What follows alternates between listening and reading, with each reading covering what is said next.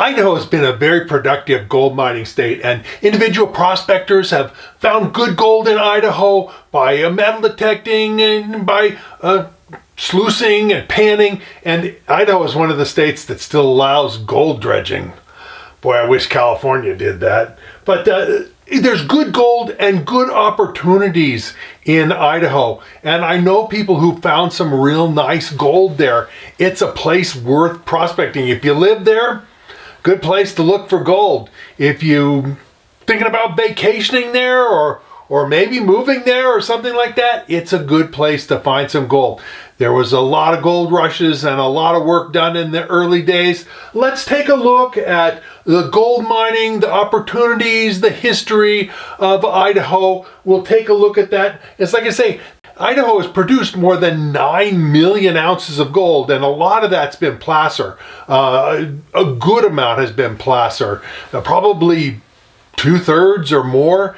And Idaho has some good gold, and it certainly has produced good silver and other things, but of course we're focusing on gold. So let's take a look at the gold and opportunities of Idaho. Prospectors arrived in Idaho in the early 1860s and spread out and made a number of finds in many different locations. And the placers they found were super rich, and there was a huge amount of placer produced in the next 10 to 15 years. Hydraulic mining was started, and huge amounts of gravel were washed away into the sluice boxes, leading to the recovery of vast amounts of gold. Sometimes whole towns had to be moved because they were built on gold-bearing gravel, and the hydraulic mines washed away the foundation underneath the buildings. Rich gold-bearing gravels were spread over huge areas, and operations large and small worked these gravels to get their gold. Eventually, bucket line dredges were brought in to work the wide river valleys. But there's still a lot of good gold nuggets to be found by prospectors in the state of Idaho, and many districts that are rich in gold. Idaho still allows suction dredging by prospectors in its various streams, although there's permits required and laws that have to be followed. The dredgers pull in some nice gold, both fine and coarse size. Metal detecting for nuggets is really popular in Idaho. Here in this picture, my friend Kevin Hoagland is doing a little prospecting with a metal detector. I've noticed that a lot of gold quartz finds are made with metal detectors in Idaho. These can be found in various tailings piles and stuff because they would go through the miners' sluice boxes. The average density of a piece of gold and quartz like this, even though the gold is nice, just the average density with all the quartz is not enough for it to be caught in the sluice box. But your metal detector will sing when it sees this much metal. So no matter whether you're armed with a suction dredge or a metal detector, a sluice box, or just a pan and a few crevicing tools, there's plenty of gold to be found in the state of Idaho, if you know where to look. Now, the gold deposits of Idaho are kind of interesting. They're intrusive related. Rocks like granite, rocks like granite and that sort of thing. Almost all the gold deposits are related to what's called the Idaho batholith. And a batholith is a really big body of intrusive rock that's come up from down below and cooled slowly. It was melted at one time, but cooled slowly to make visible grains like granite is an intrusive type of rock. And so most of the gold that's found in Idaho is related to this Idaho batholith. The Sierra Nevada, the big body of granite rock that is the backbone of the Sierra Nevada, is called a batholith too, because it's, more than 100 miles long. And the same with the Idaho batholith. It's huge, more than 100 miles long. And I'll take a look at that, but the geology of Idaho is really interesting. It's similar to the gold geology of Montana, which is right next door, and also of Alaska, a little further away, but it's the same kind of thing where these intrusive rocks are the big source of the heat that drives the circulating fluids that deposit the gold and quartz and pyrite and other sulfide minerals and that sort of thing along with the gold.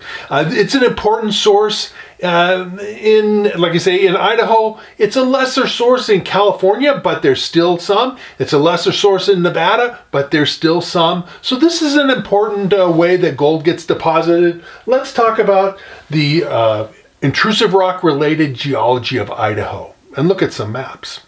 So here's a cross-sectional view, and what it's showing is the pink rocks with the plus signs. This is the granitic type rocks that are pushing up and intruding, and the green rock is whatever overlying rock. It could be metamorphic or other, but it's pushing up through. And as the rock intrudes and pushes up, it makes cracks in the rock above it, and the cracks in the rock above it are open spaces that hot water can flow in and deposit gold and quartz and other minerals.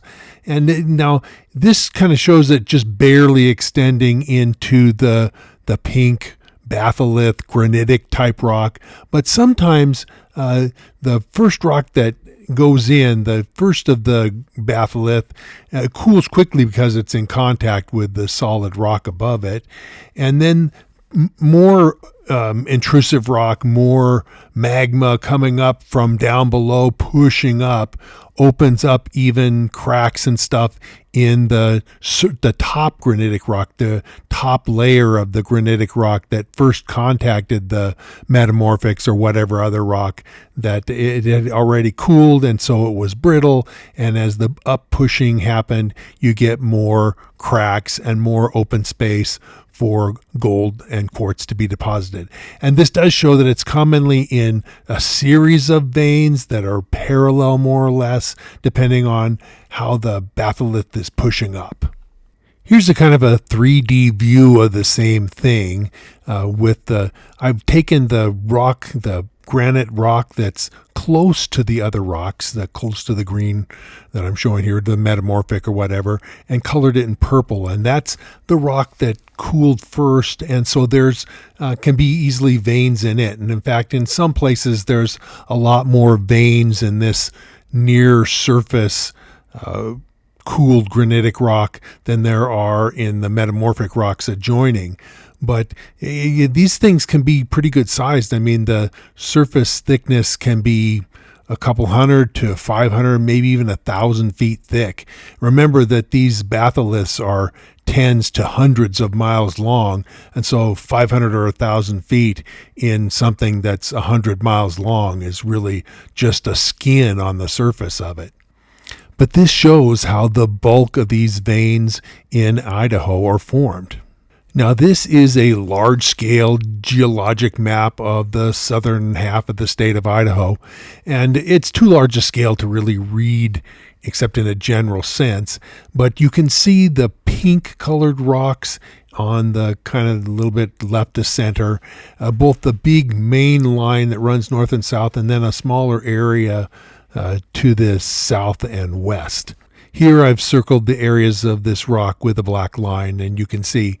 And it's no surprise that in the areas that I've circled, the larger area further north is the Boise Basin and Elk City and that sort of stuff to the north in Idaho County.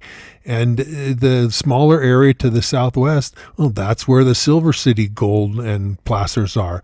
So it's closely associated with these intrusions that are marked in pink on this map. Here's the same map, just covering the north half of the state of Idaho. And again, I've circled the rocks with a black line to show where these intrusive rocks are. And it just happens that this is the area where there are the gold deposits, both lode and placer. And you'll also notice that it kind of goes to the edge of the Idaho map. And it crosses over the border into Montana to the east, and these rocks are found there. And sure enough, in Montana, they're also gold bearing. Okay, so we've talked about the Geology of Idaho Gold. Let's take a look and just drill down and take a look at some of the mining districts and some maps of where gold is found. You want to know where gold is found in Idaho? Yeah, I'm going to show you. So let's dig in, drill down, and take a look at mining districts and talk about the districts, talk about the gold they've produced and what goes on there. We'll drill down and take a look at some stuff, maps and counties in Idaho that produce gold. Just as an overview, here is the northern part of Idaho, and the orangey brown is gold, placer and lode. It's just pretty much gold.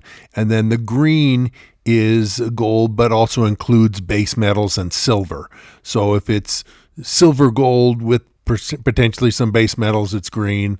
With the orangey color, it's pretty much just gold, both placer and lode. But taking a look at this map will give you an overview of the gold-bearing areas of northern Idaho.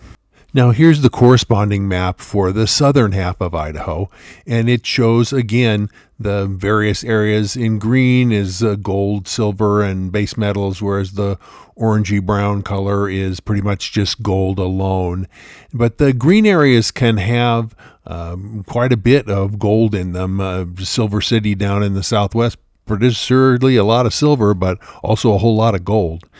And it also shows the areas that are marked with plus signs. This is the area where there's the granitic batholith outcrop, and you can see how all the gold and silver areas are associated with that. You'll also see a line, which is the Snake River, that extends all the way from Wyoming through across the southern half of Idaho and then turns north on the western edge of Idaho and goes north. This is a Snake River, and the Snake River actually has quite a bit of gold in it. It's all very, very fine, and you have to find the places where it's concentrated because the gravel as a whole doesn't have a lot of gold in it. But because of the way the river flows and its turns and twists and all that sort of thing, it can deposit or accumulate some very rich areas of very fine gold along the river.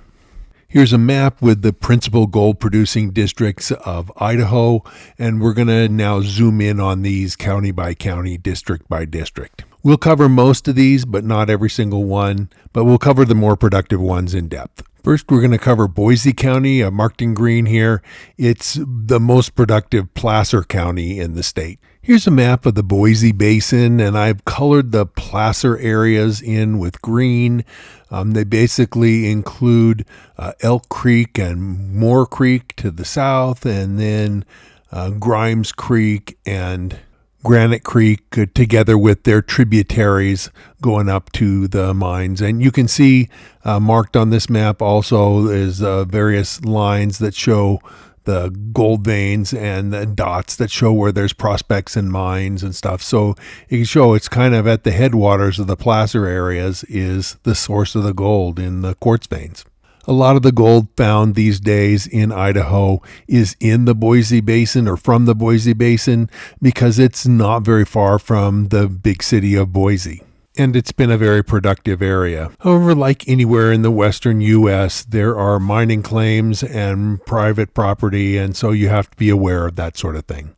A number of very productive gold, both lode and placer districts in central, south central Idaho County have made it not far behind about Boise County for second most productive gold county in Idaho.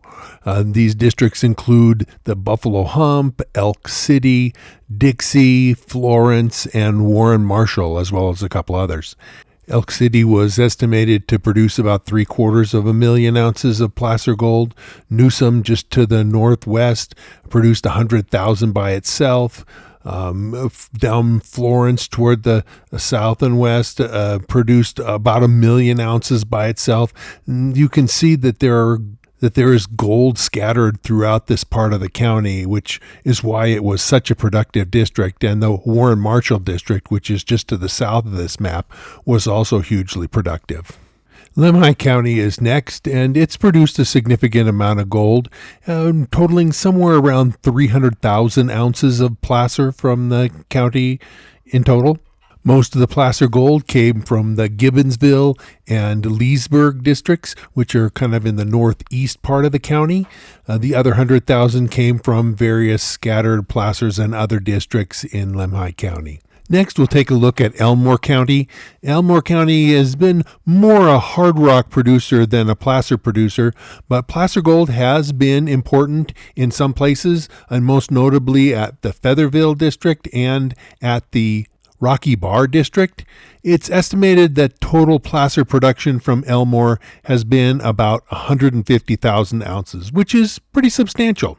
Next, we'll take a look at Clearwater County in the north part of the state. It really only has one district that's produced any significant amount of gold, and that is the Pierce District, located east of Lewiston. It's estimated that the Pierce area, which is mostly a placer producer, has produced somewhere around 300,000 ounces of gold, making it a fairly large producer, especially for just one district. Next, we'll take a look at Shoshone County, and this includes the Coeur d'Alene area, and the silver lead veins of Coeur d'Alene have very little gold in them, but there is a district, the Murray District, which was one of the early districts and produced a lot of really great placer gold.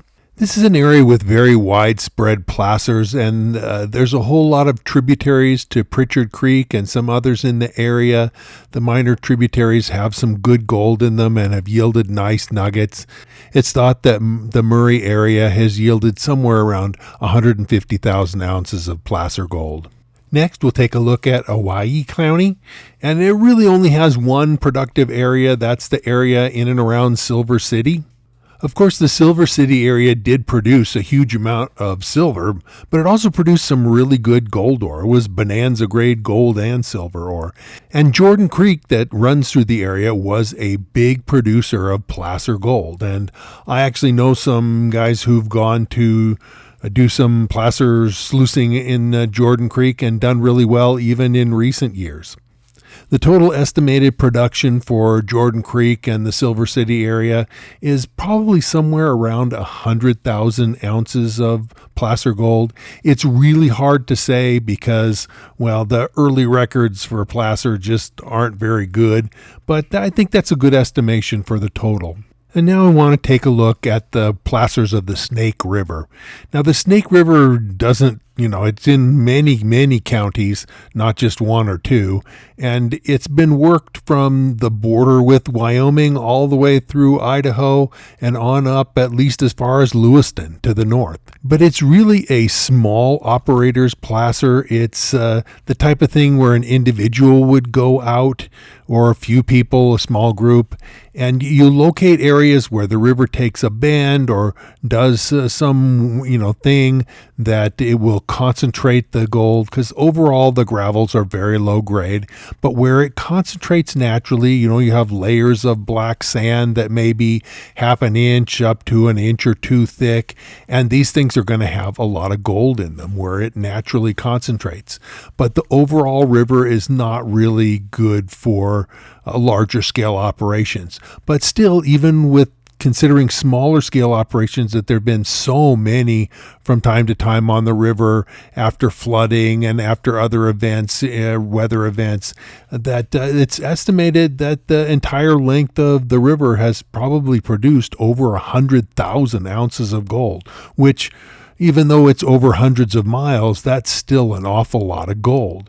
And so if you learn the technique of this, it's something that you can come back every year, because every year the high water and flooding times will, to a certain extent, renew it because the gold is so fine. And that's another skill that it takes. You have to be able to capture that super fine gold. But when it does reconcentrate, the places, the bends and that sort of thing that concentrated it one year will likely have it concentrate the next year and the next year and the next year. So these can be really profitable and very good for the individual prospector. Now, wherever you go to look for gold, whether it's with a metal detector, dry washer, dredge, or whatever, what you know makes all the difference in the world. Finding gold is a skill. It's not something that you just, accidentally trip over. Owning good equipment is good, but owning the right equipment, it's like maybe buying a great set of golf clubs. That doesn't make you a scratch golfer. And owning a volt meter doesn't make you an electrician. So I wrote a book. I had spent more than 40 years prospecting, and I have a degree in mining engineering. So I wrote a book called Fistful of Gold, because that's what I want you guys to go out and find, is I want you to find your own fistful of gold. Whether it's in Idaho or some other place, the more you know, the more likely your success. I've also partnered with an outfit called High Plains Prospectors, and they're a full-line prospecting equipment dealer that sells all kinds of stuff, metal detectors, you name it, they got it in stock, and they can work out a deal to ship it to you. So let me tell you a little bit more about my book and about High Plains right now. This is my book, Fistful of Gold. It's an encyclopedia of everything you need to know to go out and find gold for yourself. It distills down my 45 years of experience out in the field prospecting, as well as my degree in mine engineering. It's, like I say, an encyclopedia. There's a lot to it. It's over 250,000 words long, hundreds of pages with hundreds of illustrations, teaching you what you need to know about geology, about mining districts, about techniques of finding gold. It covers metal detectors, sluicing, panning, dry washing, high bankers, you name it, it's covered in there. It talks some about platinum and diamonds, but it's mostly about gold, because gold is more widespread. It is not so much a book about where to find gold, but a book about how to find gold. Because even if you have a location where gold was mined in the past and you go out there, well, where should you look to be successful in your prospecting, to find the gold that's there? This is the book that's going to tell you that information. I spent most of 10 years writing this book, so I thought a long time about it. It's got, like I say, lots of information and lots of illustrations, and I've had results from people who bought it. It's available on Amazon, but I recommend buying it through High Plains Prospectors, and I'll put a link in the description for buying this book through them. They have a better price than Amazon, and I have a special deal that I'll tell you a little bit more about, where you can get a 5% discount from the price even with that. On Amazon, the book rates a 4.7 out of 5, which means that of all the people that have bought it, they've been really highly satisfied, and I think you, if you buy my book, will be just as highly satisfied as well. Now let's talk a little bit more about High Plains Prospectors. They're a prospecting shop, a mail order prospecting shop that I've partnered with. The deal is that I can get you a 5% discount, a coupon code, and I'm going to put the code to that right here. It's just Chris Ralph, all caps with no space between Chris and Ralph. You put that in there as a discount code, and you'll get 5% off their already really good prices. I think it's a great deal where you win by getting a discount, I get a little percentage of that, and they get new business. So if you need prospecting supplies, High Plains is really the way to go. And I'll put information, like I say, in the description, more about how you can work with them, because I'm working with them. They really are great guys, a great company. For even more information, I also have a website, and I'm going to show you my webpage and talk a little bit more about that right now. This is my webpage. It's located at nevadaoutbackgems.com. You can Google it, or I have a link down in the description below. But there's lots of information here, miscellaneous stuff, pictures, some historic information as well, stories. It's got a lot of great fun stuff. You'll probably be interested in it. Now, on all of my YouTube videos, I encourage you guys to ask questions. If you have thoughts, comments, suggestions for things that I ought to look at in my videos, things that you want to find out more about, and I answer 100% of my questions. There's not very many YouTubers out there that answer 100% of their questions. I'm one of the few. And so I will do my best to answer what you have. I mean, I only can write so much. Sometimes the answer is something where I'm going to recommend that you buy the book and read about it. I also ask that you subscribe to my channel, click the bell notification so that every time I come out with a new video, and you'll be able to watch it. And like I say, I cover a huge amount of topics. I also have 250 videos that I've already done, and so you can go back through my catalog of videos on YouTube. I'm sure there'll be many videos there that you'll want to take a look at, especially if you have any interest in gold or platinum, diamonds, gemstones, geology, and that sort of stuff. My YouTube site is going to be right up your alley. So I'll see you again real soon. We'll be out in the field and back in the office at the whiteboard, and whether we're looking at gold or platinum, diamonds, gemstones, or other interesting geology, it's going to be fun. You're going to enjoy it, and we'll see you again real soon.